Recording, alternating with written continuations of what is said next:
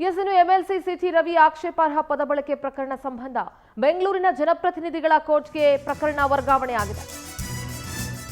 MLC city Ravi ಆಕ್ಷೇಪಾರ್ಹ ಪದವನ್ನು ಸದನದ ಒಳಗೆ ಬಳಸಿದಂತಹ ಪ್ರಕರಣ ಬೆಂಗಳೂರಿನ ಜನಪ್ರತಿನಿಧಿಗಳ ಕೋರ್ಟ್ಗೆ ಈ ಪ್ರಕರಣ ವರ್ಗಾವಣೆ ಆಗಿದೆ.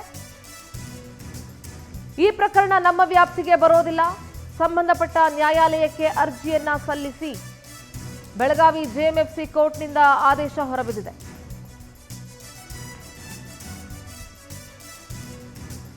ಬೆಂಗಳೂರಿನ ಜನಪ್ರತಿನಿಧಿಗಳ ಕೋರ್ಟ್ಗೆ ಪ್ರಕರಣ ವರ್ಗಾವಣೆ ಆಗಿದೆ. ಈ ಪ್ರಕರಣ ನಮ್ಮ ವ್ಯಾಪ್ತಿಗೆ ಬರೋದಿಲ್ಲ ಅಂತ ಬೆಳಗಾವಿಯ ಜೆಎಂಎಫ್ಸಿ ಕೋರ್ಟ್ ಆದೇಶ ನೀಡಿದೆ. ಜೆಎಂಎಫ್ಸಿ ಕೋರ್ಟ್ನ ಜಡ್ಜ್ ಸ್ಪರ್ಶ ಡಿಸೌಜಾ ಆದೇಶವನ್ನ ನೀಡಿದ್ದಾರೆ.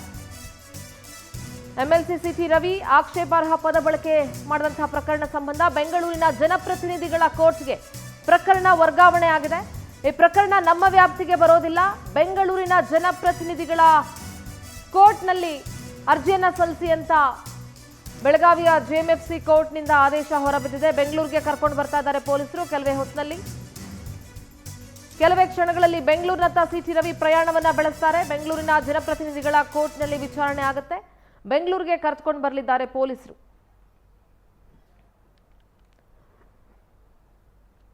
ನಿನ್ನೆಯಿಂದ ಸಾಕಷ್ಟು ಹೈಡ್ರಾಮಾಗಳು ನಡೆದಿತ್ತು. ಇವತ್ತು ಬೆಳಗ್ಗೆ ಕೂಡ ಒಂದಷ್ಟು ಹೈಡ್ರಾಮಾ ನಡೀತು. ಸಿಟಿ ರವಿ ಅವರಿಗೆ ಮೆಡಿಕಲ್ ಟೆಸ್ಟ್ ಆದ ನಂತರ ಬೆಳಗಾವಿಯ ಜೆಎಂಎಫ್ಸಿ ಕೋರ್ಟ್ಗೆ ಅವರನ್ನ ಹಾಜರುಪಡಿಸಲಾಗಿತ್ತು. ನ್ಯಾಯಾಧೀಶರಾದಂತಹ ಸ್ಪರ್ಶ ಡಿಸೋಜಾ ಅವರ ಮುಂದೆ ಹಾಜರುಪಡಿಸಲಾಗಿತ್ತು. ಒಂದಷ್ಟು ವಾದಗಳನ್ನ ಕೇಳಿಸಿಕೊಂಡಂತಹ ನ್ಯಾಯಾಧೀಶರು ಈ ಪ್ರಕರಣ ನಮ್ಮ ವ್ಯಾಪ್ತಿಗೆ ಬರೋದಿಲ್ಲ, ಬೆಂಗಳೂರಿನ ಜನಪ್ರತಿನಿಧಿಗಳ ಕೋರ್ಟ್ನಲ್ಲಿ ನೀವು ಬೇಲ್ಗೆ ಜಾಮೀನಿಗೆ ಅರ್ಜಿಯನ್ನ ಸಲ್ಲಿಸಿ ಅಂತ ಆದೇಶವನ್ನ ನೀಡಿದ್ದಾರೆ. ಸದ್ಯ ಬೆಂಗಳೂರಿನತ್ತ ಪ್ರಯಾಣವನ್ನ ಬೆಳೆಸಬೇಕು ಸಿಟಿ ರವಿ. ಬೆಂಗಳೂರಿನತ್ತ ಪೊಲೀಸರು ಅವರನ್ನ ಕರ್ಕೊಂಡು ಬರಲಿದ್ದಾರೆ.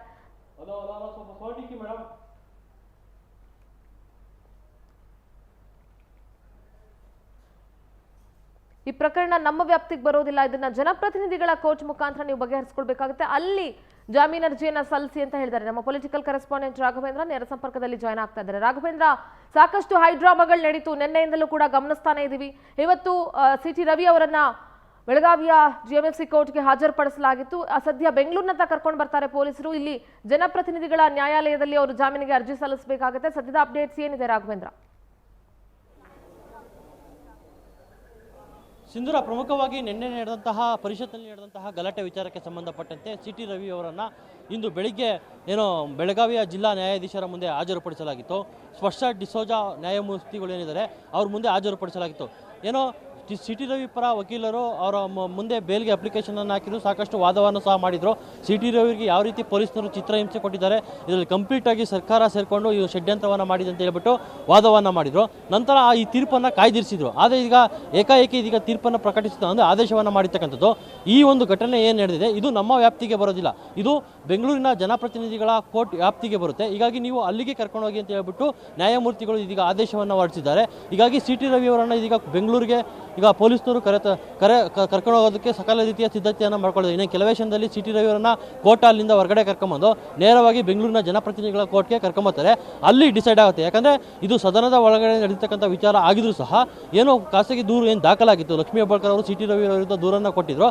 ಅದಕ್ಕೆ ಸಂಬಂಧಪಟ್ಟಂತೆ ಇವರೊಬ್ಬರು ಸಹ ಜನಪ್ರತಿನಿಧಿ ಆಗಿರೋದ್ರಿಂದ ಈ ಕೇಸನ್ನು ಜನಪ್ರತಿನಿಧಿಗಳ ಕೋರ್ಟಲ್ಲೇ ಮಾಡಬೇಕಾಗಿರ್ತದೆ. ಹೀಗಾಗಿ ಇದು ನಮ್ಮ ವ್ಯಾಪ್ತಿಗೆ ಬರೋದಿಲ್ಲ ಈ ಕೇಸು. ಹೀಗಾಗಿ ನೀವು ಅವರನ್ನು ಜನಪ್ರತಿನಿಧಿಗಳ ಕೋರ್ಟ್ಗೆ ಕರೆದೊಯ್ಯಿ ಅನ್ನೋ ಒಂದು ಆದೇಶವನ್ನು ಮಾಡಿರೋದ್ರಿಂದ ಈಗ ಬೆಂಗಳೂರಿಗೆ ಸಿಟಿ ರವಿ ಅವರನ್ನ ಕರ್ಕೊಂಡು ಹೋಗ್ತಾರೆ. ಸಿಂಧೂರ, ರಾಘವೇಂದ್ರ, ನಿಮ್ಮೆಲ್ಲ ಮಾಹಿತಿಗಾಗಿ. ಒಟ್ಟಾರೆಯಾಗಿ ಜನಪ್ರತಿನಿಧಿಗಳ ಕೋರ್ಟ್ಗೆ ಈ ಪ್ರಕರಣ ವರ್ಗಾವಣೆ ಆಗಿದೆ.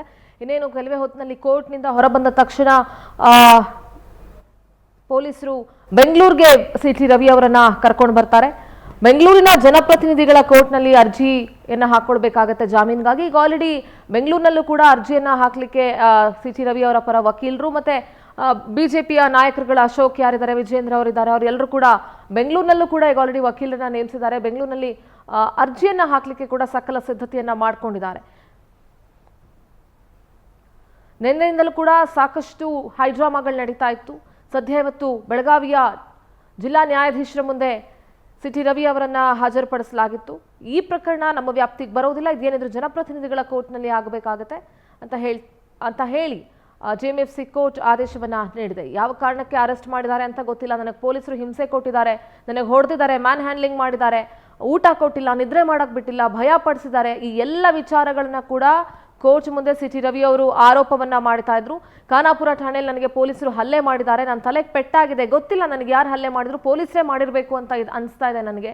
ಜೊತೆಗೆ ನನಗೆ ಹೊಡೆದು ಬಡ್ದು ಹಿಂಸೆ ಕೊಟ್ಟಿದ್ದಾರೆ. ಬೆಳಗಿನ ಜಾವ 3:15ಗೆ ರಾಮದುರ್ಗ ಹಾಸ್ಪಿಟಲ್ನಲ್ಲಿ ಟ್ರೀಟ್ಮೆಂಟ್ ಕೊಡಿಸಿದ್ರು. ಯಾವ ಕಾರಣಕ್ಕೆ ಅರೆಸ್ಟ್ ಮಾಡಿದ್ದೀರಾ ಅಂತ ಹೇಳಿ ಅಂದರೆ ಹೇಳ್ತಾ ಇಲ್ಲ, FIR ಕಾಪಿ ಕೊಡಿ ಅಂದರೆ ನನಗೆ ಕೊಡ್ತಾ ಇಲ್ಲ, ನನ್ನ ಕುಟುಂಬಕ್ಕೂ ಕೂಡ ನನ್ನನ್ನು ಅರೆಸ್ಟ್ ಮಾಡಿದ್ದೀವಿ ಅನ್ನುವಂಥ ವಿಚಾರವನ್ನು ತಿಳಿಸಿಲ್ಲ. ಏನು ಮಾಡಿಬಿಡ್ತಾರೋ ಅಂತ ನನಗೆ ಭಯ ಆಗೋಯ್ತು. ವಾಹನ ಜೋರಾಗಿ ಓಡಿಸಿ ನನಗೆ ಭಯ ಹುಟ್ಟಿಸಿದ್ದಾರೆ, ನನ್ನನ್ನು ಅರ್ಧ ದಾರಿಲೇ ನಿಲ್ಲಿಸಿ ನನಗೆ ಹೆದರಿಸಿದ್ದಾರೆ, ಬೆದರಿಸಿದ್ದಾರೆ. ಅಷ್ಟೇ ಅಲ್ಲ, ಮಂತ್ರಿಗಳು ಕೂಡ, DCM ಕೂಡ ನನ್ನ ಮೇಲೆ ಬೆದರಿಕೆಯನ್ನು ಹಾಕಿದ್ದಾರೆ ಅಂತ ಹೇಳಿ ಈ ಎಲ್ಲ ವಿಚಾರಗಳನ್ನು ನ್ಯಾಯಾಲಯದ ಮುಂದೆ ಸಿಟಿ ರವಿ ಅವರು ಹೇಳಿದರು. ಜೊತೆಗೆ ಪೊಲೀಸರ ವಿರುದ್ಧ ಕೂಡ ಬಹಳ ಗಂಭೀರವಾದಂತಹ ಆರೋಪವನ್ನು ಸಿಟಿ ರವಿ ಕೋರ್ಟ್ನಲ್ಲಿ ಮಾಡಿದ್ದಾರೆ.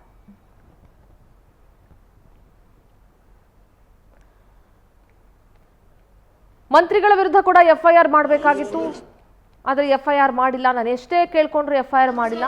ನನ್ನ ವಿರುದ್ಧ ಮಾತ್ರ FIR ಮಾಡಿದ್ದಾರೆ, FIR ಕಾಪಿ ಕೂಡ ನನಗೆ ಕೊಟ್ಟಿಲ್ಲ ಅಂತ ಸಿಟಿ ರವಿ ಪೊಲೀಸರ ಮೇಲೆ ಗಂಭೀರ ಆರೋಪವನ್ನ ಮಾಡಿದ್ದಾರೆ.